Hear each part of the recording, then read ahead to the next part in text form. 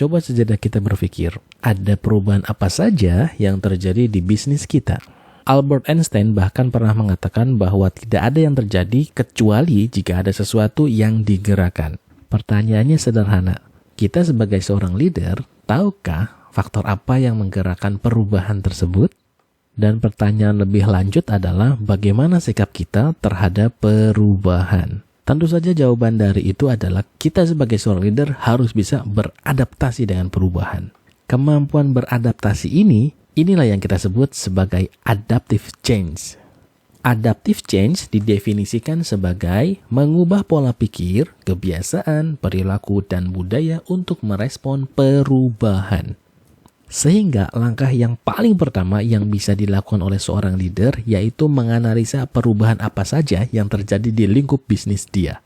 Seorang leader bisa mengajak anak buahnya untuk melakukan analisa, sehingga diharapkan analisa ini bisa mendapatkan hasil yang begitu dalam dan sangat mengakar terhadap perubahan yang terjadi di lingkup bisnisnya. Setelah membuat hasil analisa, seorang leader bisa menyelaraskan antara perubahan dan juga tujuan dari organisasi. Dan pada akhirnya, seorang leader bisa membuat action plan untuk bisa menyikapi perubahan tersebut.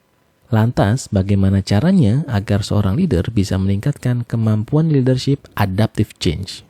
Jawabannya adalah dengan memberikan respon yang tepat terhadap perubahan. Karena umumnya jika terjadi perubahan, maka akan ada dua sifat yang biasanya akan muncul. Yang pertama, sifat menyambut perubahan, dan yang kedua adalah sikap menolak perubahan. Seorang leader yang memiliki kemampuan adaptive change, maka dia akan menerima perubahan dan mengelola perubahan tersebut. Karena sebenarnya dia sadar bahwa perubahan itu tidak bisa dihindari. Ingatlah satu pesan yang disampaikan oleh Robert Kiyosaki mengenai perubahan, yaitu adaptasi dan inovasi adalah kuncinya. Hanya mereka yang memiliki kelincahan untuk berubah, mengikuti pasar, dan berinovasi dengan cepat yang akan bertahan. Jika Anda melihat video ini bermanfaat, silakan share kepada yang lainnya. Terima kasih.